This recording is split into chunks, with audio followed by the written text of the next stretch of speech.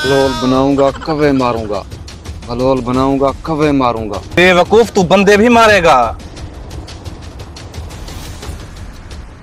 वह बर्बाद थी तू चंगी तरह पागल सी आज ते मक मारे हावी ता गलोल बनाऊंगा कवे मारूंगा।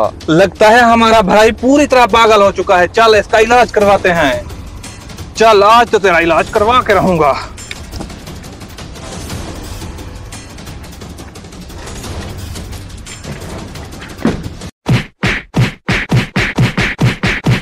इस बार डॉक्टर तो बहुत अच्छा था, हमारे भाई का इलाज भी अच्छे तरीके से हो रहा होगा।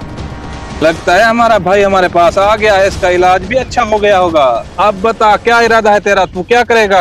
अब मैं मेहनत मजदूरी करूंगा, पैसा इकट्ठा करूंगा और उसके बाद शादी करूंगा। अच्छा, उसके बाद? उसके बाद मेरे छोटे छोटे बच्चे होंगे, मेरे दोस्त मेरे बच्चों के लिए कपड़े और कच्चे तोहफे में भेजेंगे। फिर उसके बाद? उसके बाद उन कच्छों से लाश तक निकालूंगा, फिर गलोल बनाऊंगा, फिर से कवे मारूंगा।